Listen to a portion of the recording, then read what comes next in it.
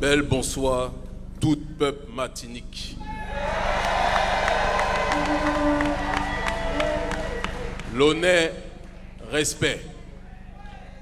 Ancêtres, pas qu'à mort.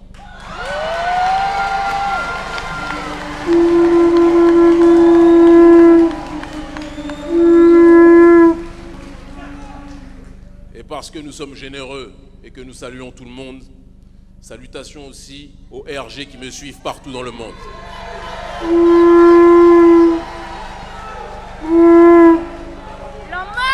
Et quand nous disons salutations à tous les RG, je n'ai pas besoin de vous préciser qu'ils sont de toutes les couleurs. Et quelque part, nous devons les remercier parce qu'ils sont in fine mes meilleurs agents de sécurité.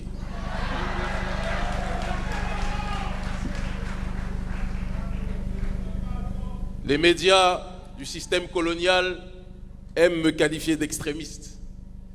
Et le hasard de l'histoire fait que c'est à l'extrémité de l'horaire de ce soir que je peux parler. Et comme le disait une figure qui m'a profondément inspiré, je ne vais pas vous parler de Desmond Tutu, mais de Tupac Amaru Shakur.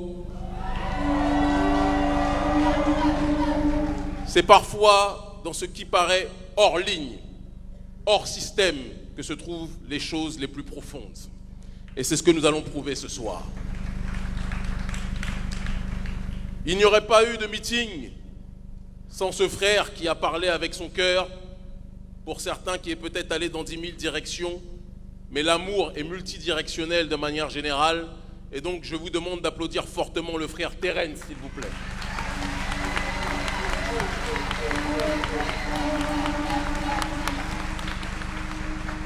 Ce dernier m'avait demandé de venir et de faire ce meeting seul comme je le fais aux quatre coins du monde. Et je lui ai dit que nous sommes à un stade où faire des meetings seuls n'a plus trop d'intérêt en ce qui me concerne. Et je pense qu'il faut se servir des tribunes pour donner la parole au plus de monde possible. Et donc, j'ai contacté toutes les personnes qui sont proches de mon entourage, qui sont proches de mon cœur, les frères et sœurs de Trop Violence, que je vous demande d'applaudir fortement, s'il vous plaît.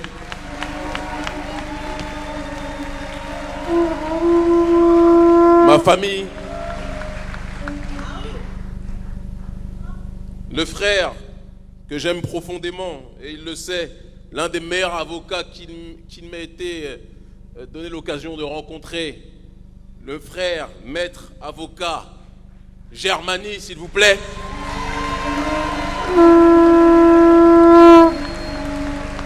Qui a fait le processus de reprendre son identité africaine, et donc je l'appelle avec son nom honorable, Damileko Germany. Je vous demande de l'applaudir, s'il vous plaît.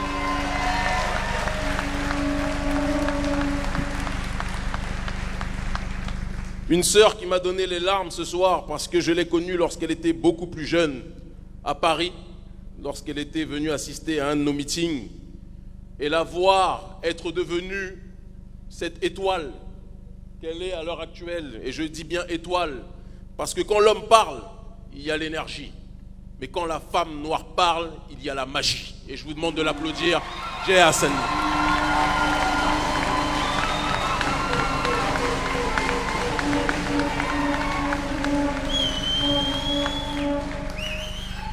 Et je tiens à m'arrêter sur son cas, parce que son intervention est le symbole de ce qui va se passer dans le futur. À chaque fois que notre peuple se lève, en première ligne, on a l'impression que ce sont les hommes. Les hommes se font souvent diaboliser, sont qualifiés de tous les noms, sont stigmatisés, sont brutalisés. Parce que le système colonial a tout fait pour que l'homme noir, clair ou foncé, soit émasculé. Mais quand la femme noire se lève, le système colonial commence à bégayer. Parce qu'on ne peut pas lancer, comme ils le font sur les hommes noirs, les mêmes attaques qu'ils font sur la femme noire. La femme noire, elle bouge, elle est magie. La femme noire, elle bouge, elle est alchimie. La femme noire, elle bouge, on l'appelle potomitan, ce n'est pas le potomitan de la maison, c'est le potomitan du peuple, parce qu'elle tient notre peuple de manière générale.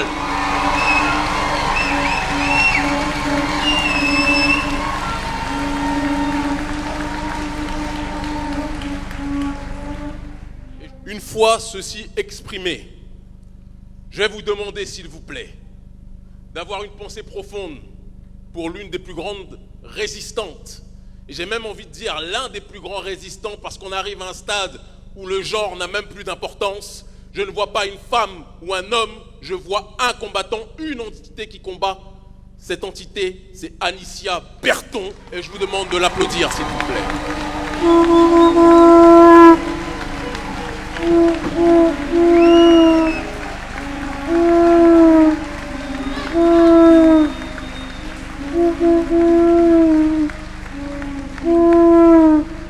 Anicia, là où tu es en ce moment, sur ce lit d'hôpital, dans les épreuves dramatiques que tu traverses, je veux que tu saches que chacun de nos mouvements, chacune de nos respirations, chacune de nos invocations te sont tournées parce que l'amour que tu donnes au peuple est illimité et l'amour que nous te rendons est illimité aussi.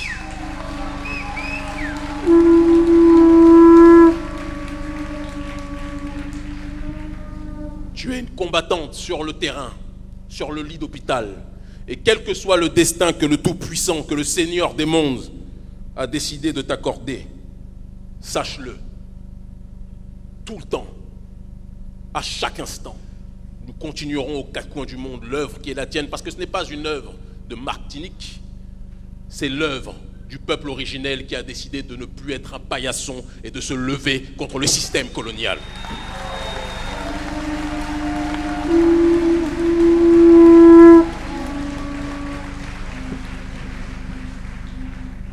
Je tiens à rendre hommage aussi à un homme que je suis depuis que j'ai 18 ans, qui me trouvait très radical au départ, mais je le suis toujours. Ils finiront par le comprendre. Un homme qui est un anticolonialiste de la première heure, un homme qui a dédié sa vie pour que nos peuples puissent être debout. Cet homme exceptionnel, un guide, un modèle, quelqu'un qui ne fait pas partie de ces anciens qui, lorsqu'ils arrivent au stade d'anciens, décident de mépriser la jeunesse, mais portent la jeunesse sur leurs épaules, sur ses épaules.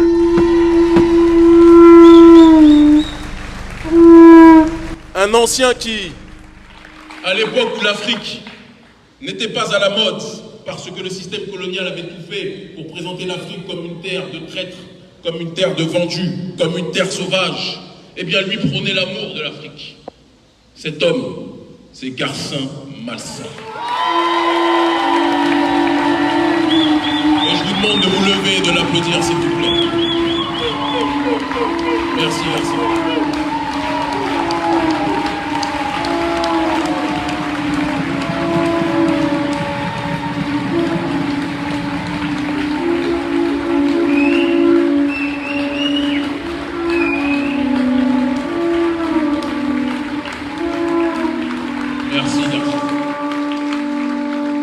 Merci d'être ce que tu es. Et merci de porter la jeunesse. Mais rentrons dans le vif du sujet. Mon allocution ce soir s'intitule « Les pires ennemis de notre peuple ». Quand j'évoque ce titre, je vois certains qui sont déjà en train de faire une crise cardiaque, qui se disent qu'Emi va encore attaquer les Blancs, comme le répète BFM, comme le répète RFI, comme le répète France 24. Généralement, ceux qui répètent ça, quand vous leur demandez des éléments, ils sont en train de bégayer parce qu'ils ne font que répéter. Ce n'est pas le téléphone arabe, c'est le téléphone nègre, quelque part. On aime répéter ce que le système colonial a répété. Mais ce soir, les pires ennemis dont je vais parler ne sont pas ceux auxquels vous vous attendez. Et je vous demande à chacun, s'il vous plaît, de vous accrocher. Je vais parler d'un ennemi qui est présent parmi notre peuple depuis très longtemps. Dire qu'il a été présent dès lors que le système ou l'esclavagiste occidental ou le colon occidental est venu serait un mensonge, serait une malhonnêteté. C'est toujours facile de dire que le problème c'est l'autre. Cet ennemi, il se prénomme la calomnie. Un beau prénom, n'est-ce pas? Un prénom qui fait que lorsque certaines personnes avancent dans la communauté, que ce soit dans l'entrepreneuriat, que ce soit dans la politique, que ce soit dans le sport, dans le domaine public de manière générale, dans l'économie, dans le droit, les premiers qui vont les attaquer, contrairement à ce que l'on croit, ce n'est pas toujours le système colonial, ce sont leurs propres frères et sœurs. Et il faut qu'on soit capable de le dire ce soir. Je tiens à préciser, pour être très clair, je vais aux quatre coins du monde, j'entends que nous sommes controversés, mais ceux qui nous accusent d'être controversés réunissent systématiquement moins que nous partout où nous allons. Et donc je ne suis pas venu chercher des applaudissements ce soir. Je ne suis pas venu non plus caresser les gens dans le sens du poil. Parce que quand on dit une chose, quand on aime quelqu'un, il faut lui dire la vérité. Que cette vérité soit plaisante ou désagréable. La calomnie, c'est ce qui fait par exemple que lorsqu'un frère qui il y a 3 semaines était en prison, parce qu'il dénonce le système de la France-Afrique et qu'il est soutenu par une grande partie de la jeunesse africaine. Et il y a 2 semaines, ce frère était interdit de rentrer au Mali, là où l'attendaient des milliers de sympathisants, parce que le gouvernement malien, sur ordre du président français, a décidé de l'interdire en disant qu'il est trop dangereux pour les intérêts de la France. Eh bien, cet ennemi nommé calomnie fait que quand ce frère décide d'aller en Martinique, certains vont inventer des malhonnêtes, des hypocrites, des lâches, que Kémy Séba a tenu des propos contre les, entre guillemets, antillais. Et quand on leur demande de prouver une seule fois, que j'aurais tenu des propos contre les antillais, ces derniers vous parlent chinois. Chinois parce que ces derniers, et encore j'insulte la Chine en disant ça, pardon, ils ont assez de problèmes avec le virus. Mais ces gens-là bégayent parce qu'ils savent qu'ils mentent. Mais ce qui leur pose problème, c'est de voir quelqu'un capable de réunir aux 4 coins du monde une jeunesse africaine, afro-diasporique, et pas seulement. Des gens de toute couleur, de toute obédience et de toute religion, qui en ont marre du néocolonialisme, qui peut être appelé aussi autrement le néolibéralisme globalisé. Et il faut qu'on le dise. Eh bien, cet ennemi nommé calomnie, on n'a pas besoin d'aller le chercher loin, on le cherche parmi notre peuple. Ces gens-là vont vous inventer que Kémy Séba a traité les Antillais.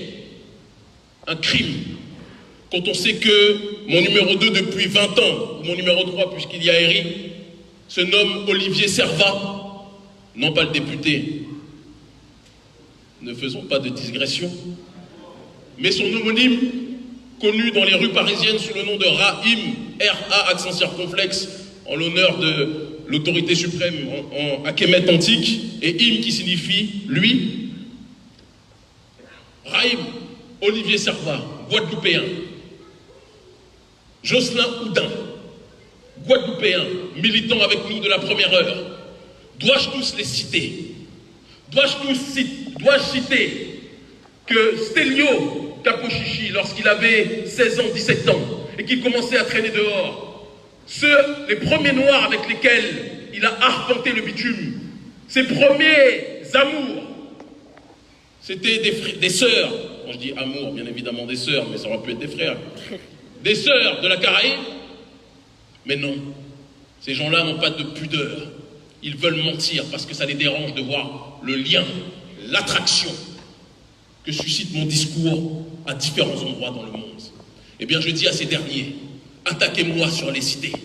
Mais cessez de mentir en déformant mon propos, parce que vous ne sortirez pas gagnant de ce combat.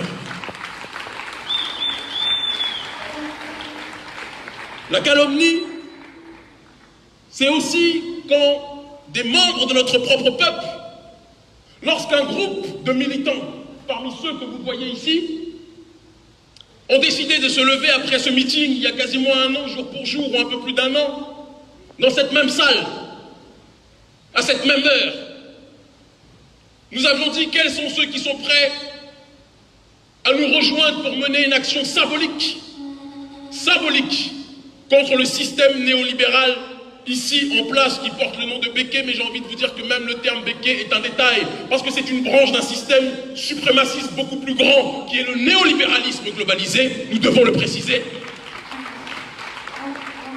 et qui va au-delà d'une problématique de couleur, nous devons aussi le préciser, et ceux qui me lisent depuis des années connaissent ce que je dis dans mes ouvrages.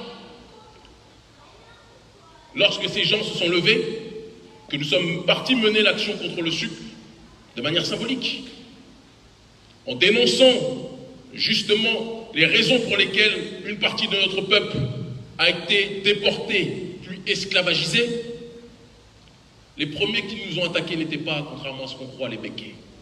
C'est faux. Il faut qu'on se dise la vérité.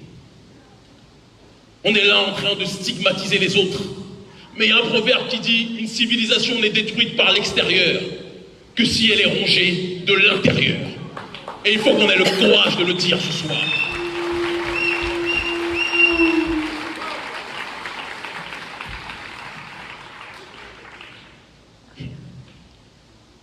C'était la première fois de ma vie. J'ai aujourd'hui 38 ans. Et l'ancêtre qui me porte ou qui m'habite a peut-être 38 000 ans, je n'en sais rien. Mais c'était la première fois de mon existence que dans un pays africain comme le dit, mais pas que, comme le dit le maître Germani, je subissais en masse, non pas les attaques du système colonial, mais les attaques d'une partie de mon peuple. Je dis bien une partie, parce qu'il y a toute une autre partie qui nous soutient. Et, je ne vais pas vous mentir, j'ai souri, parce que les ancêtres m'ont constitué comme étant imperméable aux attaques lâches et viles. Mais de l'autre côté, j'ai pensé à ceux qui restaient ici, à ceux qui ont décidé, suite à cette action, de dédier leur vie pour déconstruire ce système néolibéral et redonner le droit au prolétariat martiniquais de pouvoir accéder à la justice sociale. C'est à eux que j'ai pensé. Et je me suis dit que la prochaine fois que je viens, l'action symbolique ne sera pas uniquement contre le système Béké, mais sera d'abord contre les ennemis à l'intérieur de nous-mêmes. Ces ennemis, je viens de les citer en premier lieu, les calomniateurs, les menteurs, les accusateurs de manière générale, qui au lieu de prôner la solidarité, ont décidé systématiquement de prôner la division. Lorsque j'étais en interview il y a quelques semaines, je crois que c'était au Burkina Faso, je disais que lorsque je me bats contre le système colonial, je me bats avec une main. Et il me disait pourquoi une main? Et je disais parce que ma deuxième main est occupée à tenir loin de moi mes frères et sœurs qui veulent me mettre des couteaux dans le dos. Vous comprenez cette image? Je pense que tout le monde ici comprend cette image. C'est une image que nous connaissons depuis plus de 5 siècles. Il faut le dire, et nous allons le répéter jusqu'à ce que vous soyez sourds s'il le faut. On ne peut pas demander à ce que l'ennemi puisse nous respecter si nous-mêmes, en notre propre sein, nous sommes en train de nous poignarder. Est-ce vrai ou est-ce faux ce que je dis?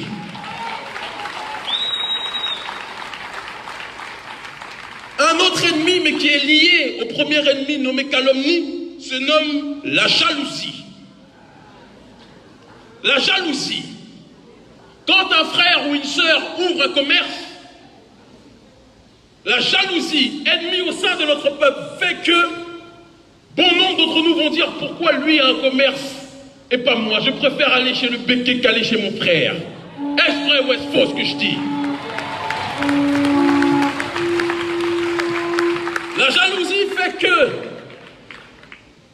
lorsque quelqu'un réussit à une lumière, parce que Dieu Tout-Puissant met en réalité une lumière chez tout le monde.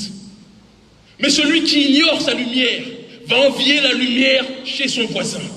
Et au lieu d'entretenir sa lumière ou de la densifier, il va tout faire pour éteindre la lumière de son voisin. Cet ennemi, vous n'avez pas besoin d'aller chez les béquets. Et je vais même casser un mythe ce soir.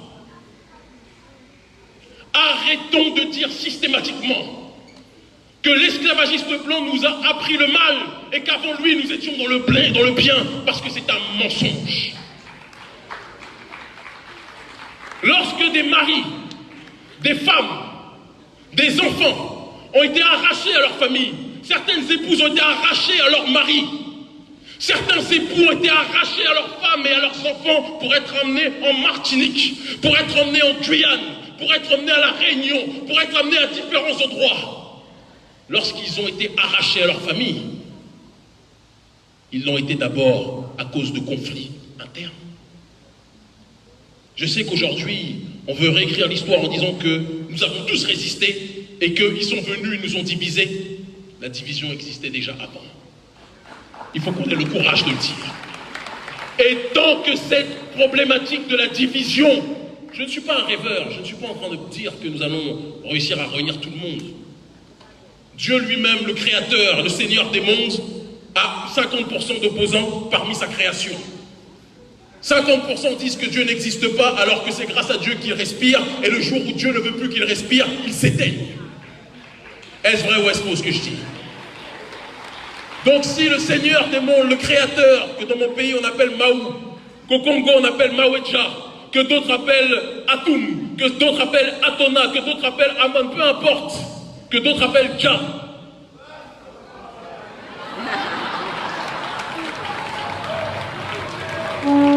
Si le Créateur lui-même ne fait pas l'unanimité, nous n'avons pas besoin d'attendre, comme le disait mon maître spirituel Tupac Amaru Shakur. Excusez-moi de ne pas donner un modèle religieux ou un modèle tel que le système l'emploie, mais chacun ses références. Et comme il le disait, n'attendez pas de faire l'unanimité pour contribuer au réveil de votre peuple. C'est la démarche dans laquelle nous sommes. Mais nous devons régler les maux principaux qui sont en nous et dont le système néolibéral quelque part n'est que le reflet. Parce que le jour où nous corrigerons les trous en nous, l'ennemi extérieur ne pourra pas rentrer à l'intérieur.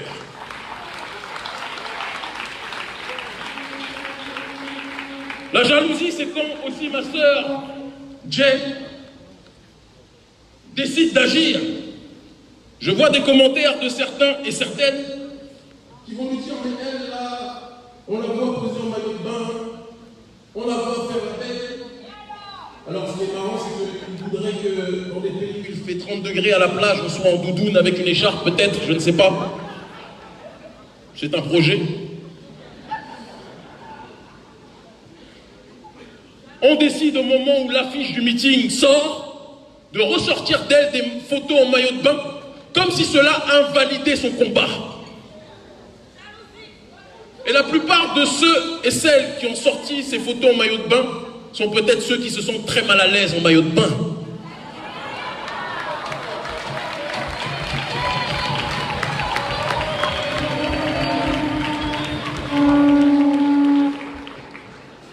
L'un de mes plus grands héros, je ne vais pas encore reciter Tupac, mais je vais citer son jumeau au Nigeria, son prédécesseur Fela Kuti.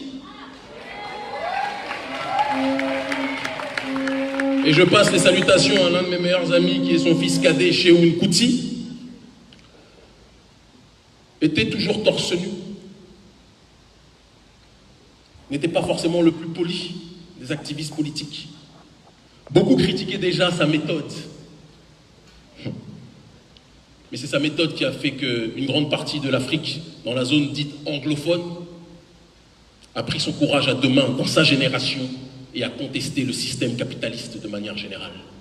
Et donc, l'habit ne fait pas le moine, l'afro ne fait pas le black pro.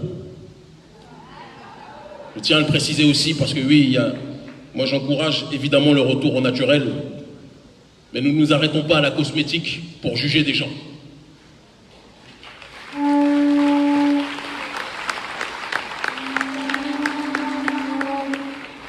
Ce que je veux dire par là, c'est que tant qu'on continuera à se juger entre nous, le système qu'on appelle PK ici, que nous appelons France-Afrique, en Afrique francophone, n'aura pas à s'inquiéter, parce qu'ils voient les nègres s'entretuer entre eux. Et c'est une réalité. J'ai découvert ces derniers temps des gens, mais en réalité je le savais depuis très longtemps, qui sont prêts à tout pour tuer l'étoile de celles et ceux qui ont décidé de prendre leurs responsabilités. Ils sont prêts à la tuer parce qu'eux n'ont pas cette étoile ou ne sont pas conscients de cette étoile qu'ils ont en eux plutôt. Je leur dis, plutôt que de haïr votre semblable, commencez à vous soigner.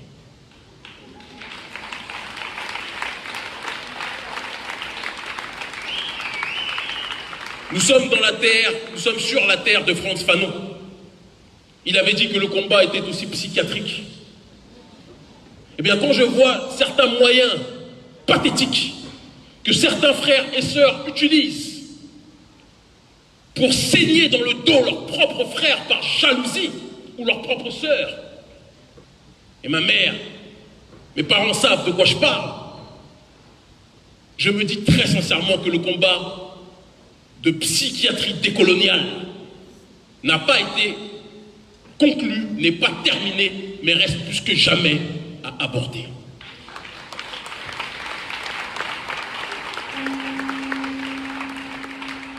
Je pourrais aussi parler, mais j'ai envie de dire, ça sous-tend les deux ennemis que je viens de citer. Quand on parle du manque d'amour, c'est parce qu'il y a le manque d'amour de soi et le manque d'amour de son semblable que l'on en arrive à convoquer des ennemis tels que la jalousie, tels que la calomnie, tels que la trahison. Ça fait beaucoup d'ennemis.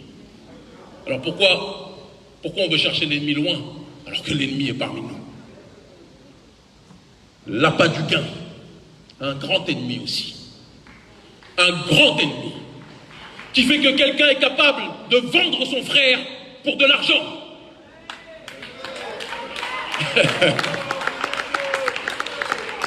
Pour de l'argent. Capable de vendre sa sœur, de vendre son père, de vendre celui qui lui a donné de l'amour pour de l'argent.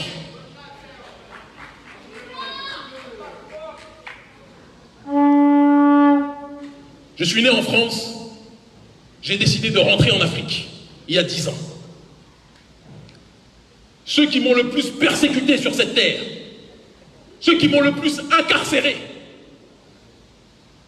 ceux qui m'ont le plus interdit de rentrer alors que je fais partie des figures politiques, parce que généralement les médias coloniaux ne le précisent pas, mais les plus populaires au sein de la jeunesse, il faut le dire, ce ne sont pas des blancs, ce sont des noirs.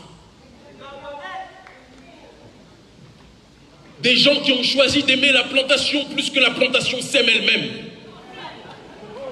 Des gens qui, lorsqu'ils entendent l'hymne française, ils postillonnent tellement que vous croyez qu'il pleut.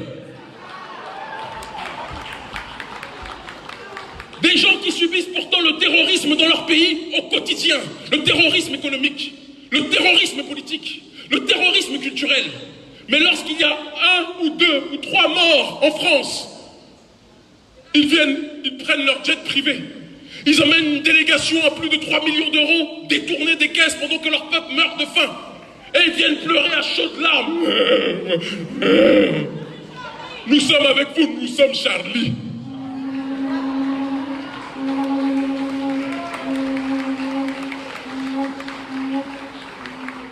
Tu es Charlie, mais tu n'es pas Frantz Fanon. Tu es Charlie, mais tu n'es pas Thomas Sankara. Tu es Charlie, mais tu n'es pas Winnie Mandela.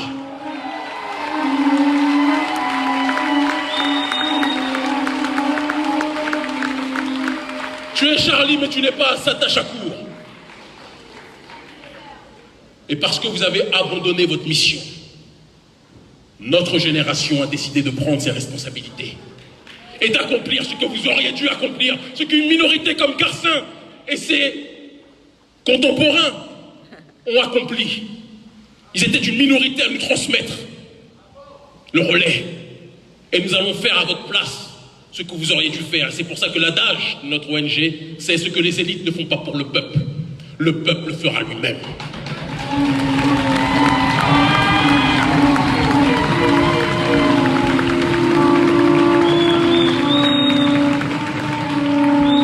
Je ne pourrais pas faire une liste d'ennemis. Ce n'était pas ceux auxquels vous vous attendez, de toute évidence. Vous attendiez. Mais je ne peux pas faire une liste d'ennemis sans parler quand même d'un ennemi qui, cette fois-ci, va au-delà de nous autres. Mais il fallait aborder ce sujet en préambule. Je l'ai cité tout à l'heure de manière rapide, mais il faut le développer. Quand on parle du néolibéralisme, c'est un concept extrêmement intéressant. Le néolibéralisme, généralement, les trois quarts du monde sont d'accord pour dire qu'aujourd'hui, ça devient un problème sur le terrain économique.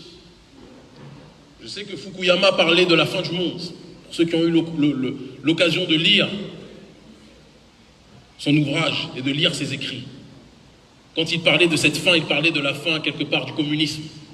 Et aujourd'hui, nous nous approchons de la fin, quoi qu'on en dise, du néolibéralisme économique, parce que les peuples, un peu partout dans le monde, se réveillent. Notre peuple frère, le prolétariat français, les gilets jaunes, se réveillent.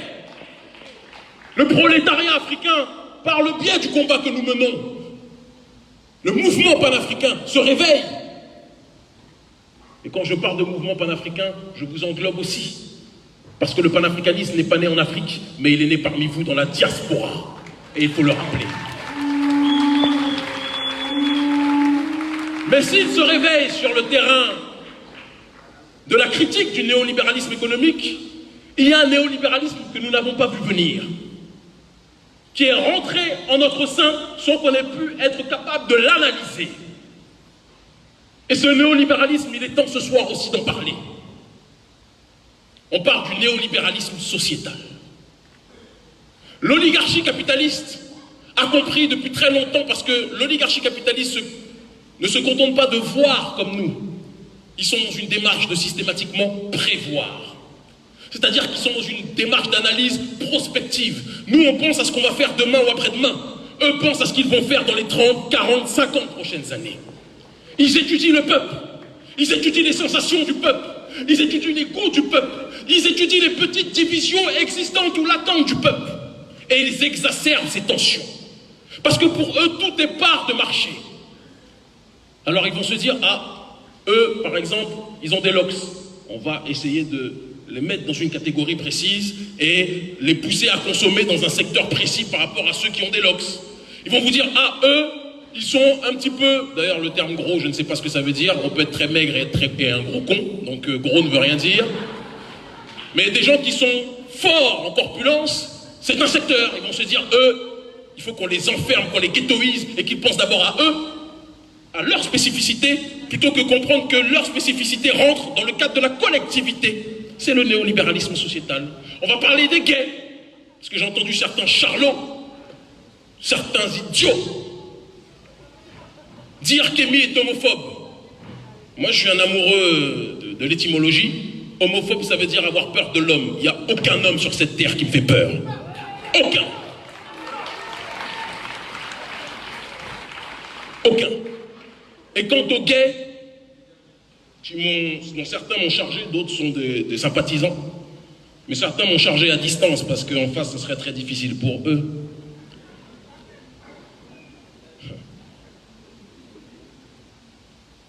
Ils m'ont attaqué en me disant que j'étais hostile à ces derniers. Pourquoi? Parce que j'ai dit que ce que vous faites dans votre maison ne me regarde pas. Moi, dans ma maison, je fais ce que je veux et ça ne vous regarde pas. Mais quand je viens sur cette tribune, bon, je l'ai dit, j'aime la femme noire, vous le savez. Mais à la limite, je n'étais pas obligé de vous le dire. Parce que ce n'est pas ce qui compte. Ce qui compte, ce n'est pas mes goûts. Ce qui compte, ce n'est pas mes passions. Ce qui compte, ce n'est pas mes pulsions. Mais qu'est-ce que nous pouvons apporter pour que le peuple puisse se lever, quelle que soit son orientation? Est-ce que vous comprenez ce que je veux dire? James Baldwin était l'un des plus grands militants de la cause noire au XXe siècle. Est-ce vrai ou est-ce faux? James Baldwin était homosexuel, en quoi c'était un problème? Ce qui compte, ce n'est pas ce qu'il faisait à la maison, mais ce qu'il faisait pour le peuple noir dans sa globalité. Et donc il est temps de comprendre comment le néolibéralisme est en train de fonctionner sur le terrain sociétal, en essayant d'organiser les différentes factions et de monter les différentes factions les unes contre les autres. Ils essayent de sectoriser le peuple et de produire justement des besoins de consommation spécifiques. Alors la communauté gay va se dire qu'elle va acheter beaucoup de t-shirts avec le drapeau arc-en-ciel. La communauté de ceux qui aiment les femmes fortes vont être dans une démarche d'acheter aussi quelque chose qui va dans ce secteur, etc., etc. Mais dans tout ça, il y a un mot qui revient tout le temps. C'est le mot acheter. Et parce que dans cette notion d'acheter, il y a l'accumulation du gain. Il y a le profit. Et il y a une oligarchie qui se moque en réalité de nos goûts. Ce qui l'intéresse, c'est à partir de nos goûts qu'elle exacerbe, elle puisse diviser le peuple et pousser chacun à consommer plus que jamais. Est-ce que vous suivez ce que je suis en train de dire? Parce que c'est très important. Et c'est aussi l'une des raisons pour lesquelles nous sommes aujourd'hui à genoux. Parce que tout a été fait. Ils ont compris que nous sommes un peuple. Moi, je détestais quand j'étais jeune, je haïssais cette phrase de Senghor qui disait « La raison est hellène, l'émotion est nègre ». Je la haïssais. Je la déteste encore aujourd'hui. La raison n'est pas hellène. Après, peut-être qu'il y a des Hélènes parmi notre peuple brillante, ça c'est autre chose. Mais l'émotion, par contre, l'émotion est malheureusement plus nègre que les autres. Nous sommes capables avec notre cœur d'être manipulés rapidement par des gens qui nous voient venir depuis longtemps et on les voit venir trop tardivement. Ils nous ont programmés. On vous parle de programme scolaire. Ça aussi, c'est du néolibéralisme. On vous programme comme un ordinateur, on met une disquette, un programme pour que l'ordinateur marche d'une certaine façon. Eh bien, on nous a programmés dans les Caraïbes, à La Réunion, en Afrique, au Brésil, aux quatre coins du monde où notre peuple se trouve, pour aimer tout le monde à l'exception de nous-mêmes. Et il faut qu'on fasse un travail dessus.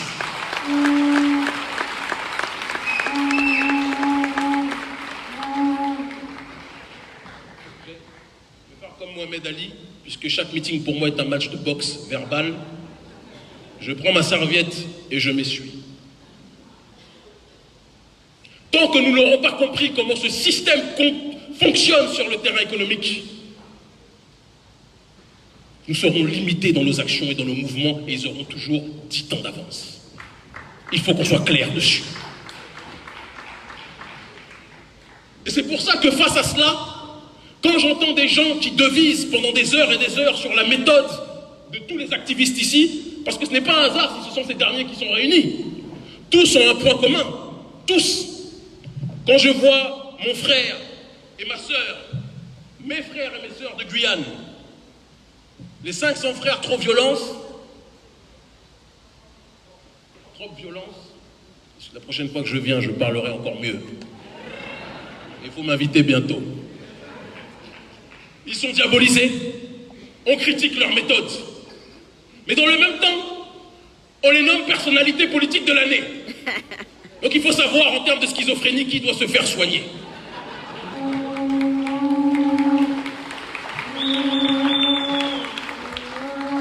On critique des frères que j'ai découverts récemment, et des sœurs j'espère aussi, Moon Guadeloupe, pour leur méthode. Mais ils ont fait bouger, du peu que j'en sais, un certain nombre de lignes en peu de temps. Je crois qu'ils ont 4 mois d'existence, mais ils font bouger un certain nombre de choses. Il faut le dire.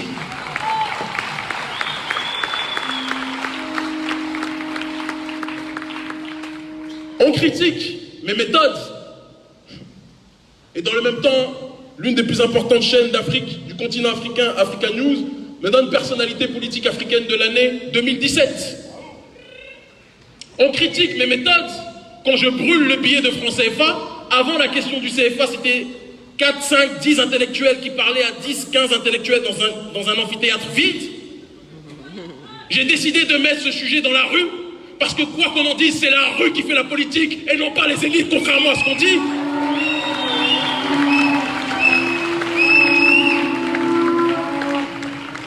Et quand, avec mon équipe, avec la sœur Dane Nogai Babelso, que je vous demande d'applaudir fortement, s'il vous plaît, avec le frère Eric Djemti, que je vous demande d'applaudir fortement, s'il vous plaît, et toutes celles et ceux que je ne peux pas citer, quand nous organisons des mobilisations à la sueur de notre front, au péril de nos vies, à tous les endroits du continent africain, en Afrique francophone et parfois au-delà, et aussi dans la diaspora, que nous allons en prison, que nous sommes séparés de nos familles, de nos enfants.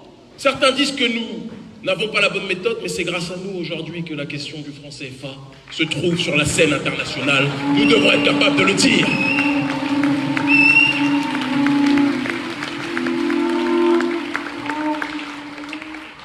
Je ne suis pas chrétien, mais je ne suis pas non plus un crétin. Et parce que je ne suis pas un crétin, je sais me servir de tous les exemples en guise de parabole. Lorsque Jésus arrive chez les pharisiens disent que c'est un voyou, que c'est un menteur, que c'est un manipulateur, que c'est un poète maudit. Jésus arrive avec ses méthodes à la Tupac avant l'heure. Ne voyez pas de blasphème les chrétiens fondamentalistes, ne soyons pas crétins. Il vient et il casse les tables de la loi. Et il regarde les pharisiens. Et il dit, vous étiez censés être les gardiens du message originel, mais vous êtes les plus grandes forces de la corruption, les agents de l'argent, les adorateurs du faux d'or, les béquets de l'époque.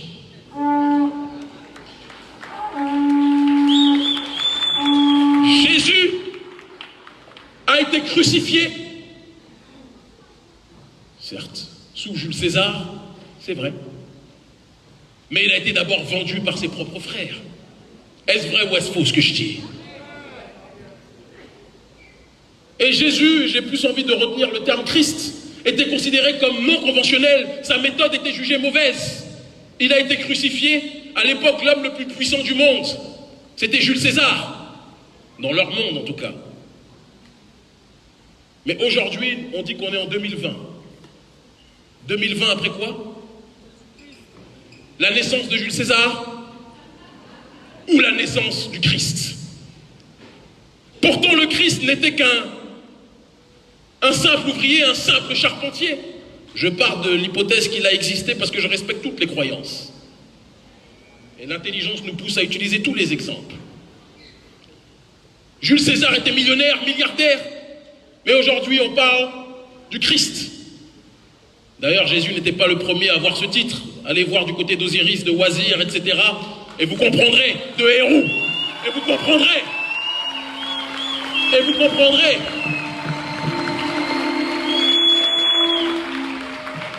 Que le Christ dont vous parlez est la réplique d'un Christ originel, deux Christ originels qui de manière cyclique arrivent, qui soient des femmes ou des hommes, et qui accomplissent leur destin pour le réveil de la population de manière générale.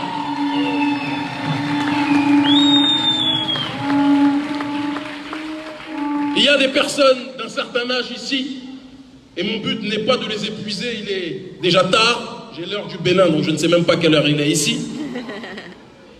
Mais il est important d'aborder encore quelques points, si vous le permettez.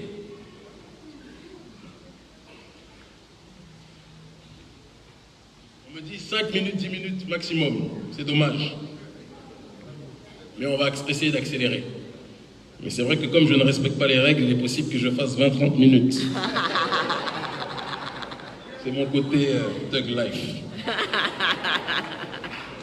Il faut un peu de ça en politique aussi.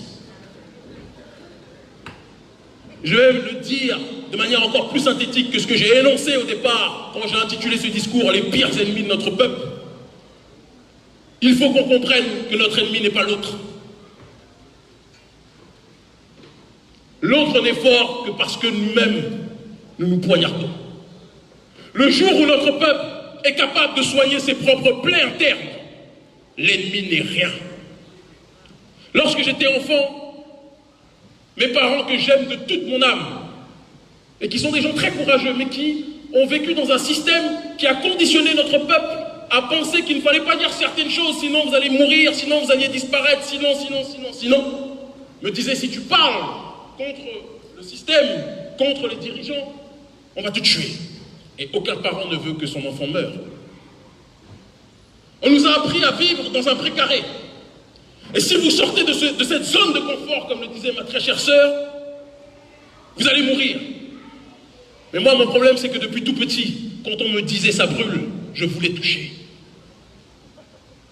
Et lorsqu'est arrivée l'heure de prendre ces décisions et de rentrer dans l'activisme politique à 17 ans, on m'a dit, ne fais pas ceci, tu risques de mourir. Et j'ai dit, la mort ne peut pas être pire que ce que notre peuple vit aux quatre coins du monde.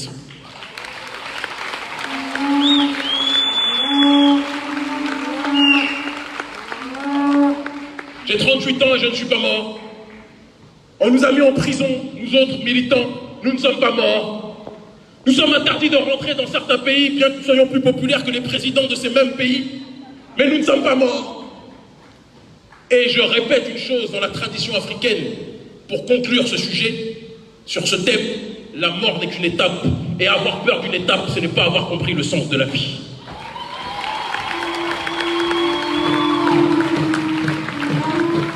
Je conclue en disant que quand on parle néolibéralisme, ces ramifications donnent la problématique de la chlordécone ici, donnent la problématique de la vie chère à d'autres endroits, ici aussi bien évidemment.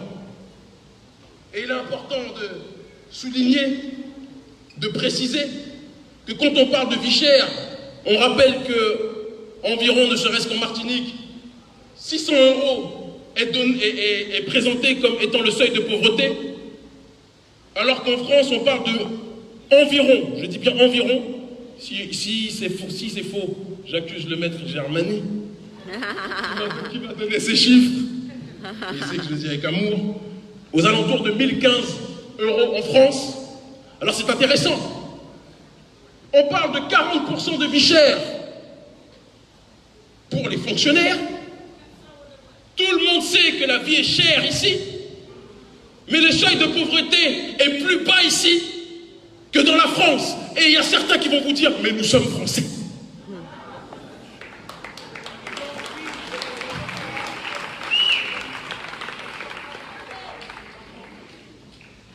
La chlordécone a-t-elle touché le peuple en France? Je vous pose une question. Est-ce qu'il a touché avec la même intensité le peuple de France que le peuple dans les Caraïbes? Je ne vous entends pas. D'accord. Mais pourquoi cette différence de traitement puisque c'est la France ici, paraît-il? Ah, j'ai entendu une réponse magique. Il y a trop de nègres ici. Il y a trop de nègres ici. Et vous savez, j'étais dans l'avion, Eric va dire que je ressors la même phrase tout le temps, mais à chaque fois que je voyage ici, c'est la même chose. Il y avait tellement de gens qui étaient des Normands, des Bretons, il y avait même peut-être des Norvégiens, que j'ai cru que l'avion avait été détourné et qu'on allait vers une autre destination. J'ai cru que les terroristes avaient pris l'avion et avaient changé de conducteur et nous amenaient vers la Norvège ou vers une autre région. Et lorsque je suis arrivé, j'ai dit, mais il fait trop chaud pour être en Norvège, Eric. Mais pourquoi toutes ces personnes viennent? Et dans le même temps, on pousse la jeunesse à quitter ici en lui faisant croire qu'elle n'a pas d'avenir.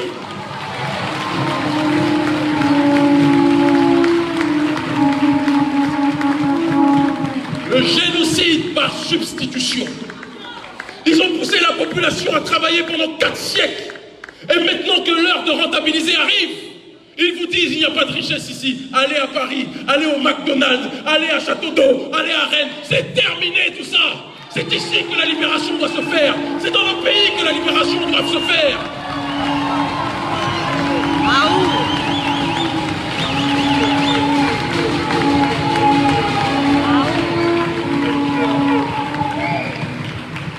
Je suis né en France.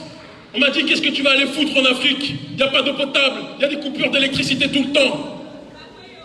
il y a des maladies, il y a des moustiques. Les gens, ils ont peur des moustiques, mais pourtant ils se mettent de l'huile sur le corps, ils font du musculation tout le temps. Bon. Ils mettent des masques quand ils y vont. Et j'ai dit, vous êtes prêts à tout pour vous intégrer dans une maison qui ne vous aime pas, mais vous avez peur de vous intégrer dans la maison de vos ancêtres, je ne comprends pas.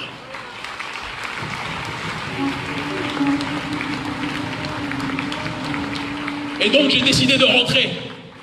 Quand je suis rentré, certains ont dit, mais tu es fou, tu quittes un niveau de vie en France où tu as tout ce que tu veux, et tu viens en Afrique où le salaire moyen est de 100 €. Et j'ai dit, la richesse n'est pas une question de billets, et cette question de billets, tôt ou tard, finira par disparaître, parce qu'avant que l'élite apatride financière arrive, c'était pas le billet qui régnait sur le monde. Nous avions nos façons de fonctionner. Il y avait le troc, il y avait l'échange, il y avait les façons traditionnelles de faire. Et c'est pour ça que nous avons brûlé le billet de franc CFA.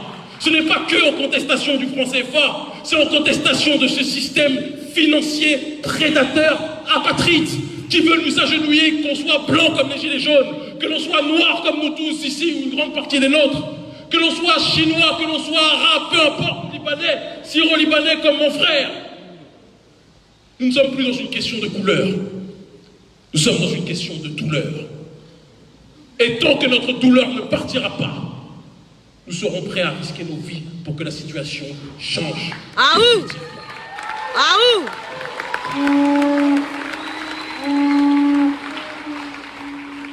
Mon dernier mot va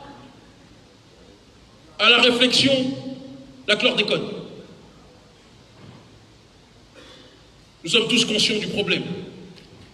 Tout comme nous sommes tous conscients, je pense ici, bon nombre d'entre vous, du franc CFA. Nous sommes tous conscients d'un certain nombre de choses.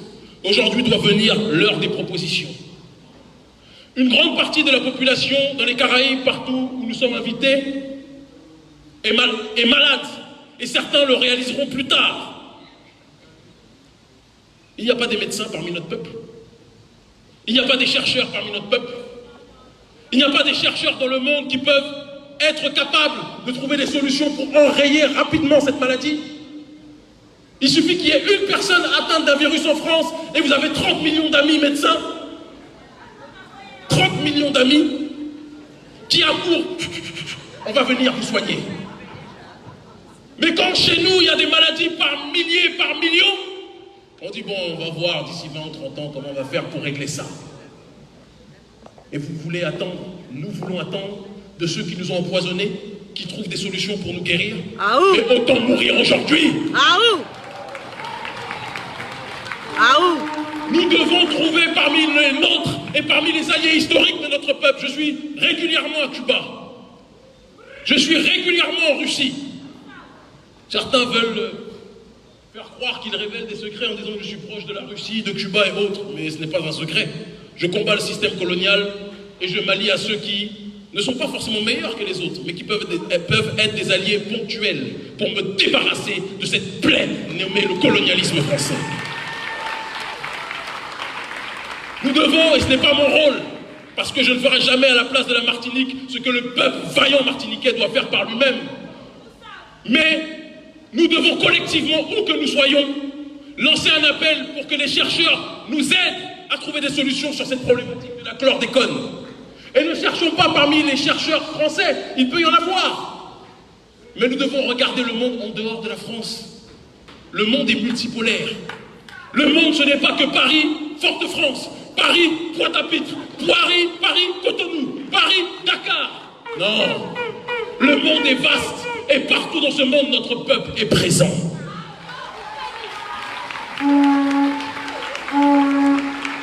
Nous devons nous focaliser sur nous-mêmes tout en continuant les actions extraordinaires du collectif de jeunes que vous avez vu tout à l'heure, qui ont décidé de boycotter parce que le boycott doit commencer quelque part. On doit être capable d'exprimer dans une prison le sentiment de révolte. Et c'est ce qu'ils font de manière passionnée, de manière radicale, de manière ferme.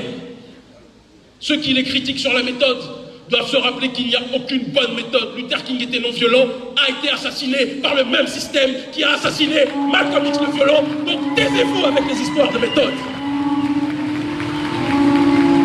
Il n'y a pas de bonne méthode. Si quelqu'un me noie, ou vous noie, et que vous vous débattez avec violence, Personne ne peut vous reprocher en vous disant « Mais pourquoi tu te débats avec violence? Débat-toi avec calme. Tu es en train de te noyer, tu bouges les bras. Mais arrête de bouger les bras, quand même. Noie-toi calmement. » Non, on n'est pas tous d'accord avec ça. Et donc, nous avons aujourd'hui 800, 900 ou 1000, comme prévu. Et comme à chacun de nos meetings. Parce qu'il y a aussi ceux qui sont dehors. Mais, samedi dernier, lorsque je suis allé, avec mon équipe, soutenir les militants, des jeunes qui dans les médias sont caricaturés comme étant des fumeurs de weed, des drogués, des alcooliques, des amoureux de sexe. On a le droit d'aimer le sexe, on ne va pas nous en vouloir non plus. Des voyous. Ceux qui sont caricaturés de cette façon étaient présents à 6h du matin. À 6h du matin. Pendant que d'autres ronflaient. Ils étaient 40. Nous sommes ce soir environ 1000. Et nous avons tous vibré. Alors la question que je vous pose, lors de la prochaine mobilisation, pendant combien de temps va-t-on laisser ces jeunes et moins jeunes être 40, être 50, alors que nous sommes nombreux à avoir compris le problème? Aou! C'est l'unité parmi les nôtres qui permettra de nous faire respecter par le reste de l'humanité. Ne demandons pas le respect de l'autre si nous ne sommes pas capables de nous respecter nous autres. Ne parlons pas de la négrophobie des autres quand nous sommes négrophobes entre nous. Il faut le dire. Nous devons nous focaliser, c'est ma dernière phrase, sur la production. Parce que si chlordécone il y a et que nous avons été atteints, si empoisonnement il y a eu, c'est que nous avons pris leur production plutôt que valoriser notre production.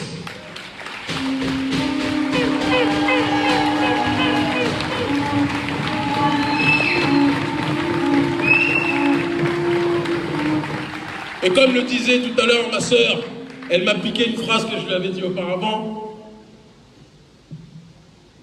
Ceux qui vont vous dire qu'Emmy, on n'a pas besoin d'un béninois pour nous dire ça, je leur dirais que chacun fasse preuve d'humilité. Frantz Fanon était martiniquais, mais il a plus fait pour l'Afrique que la plupart des Africains ont fait pour eux-mêmes. Que tout le monde l'oublie, ne l'oublie pas, que personne ne l'oublie pas. Je termine mon propos en disant que cette réunion est historique. Historique parce que tout a été fait pour nous diviser. Tout a été fait pour qu'on puisse se haïr. Tout a été fait pour qu'on puisse se toiser. Mais aujourd'hui, leur schéma est terminé. Réunion, Guadeloupe, Martinique, Cameroun, Guyane, les meilleurs pour la fin. Tout le monde est là. Et il manque encore d'autres.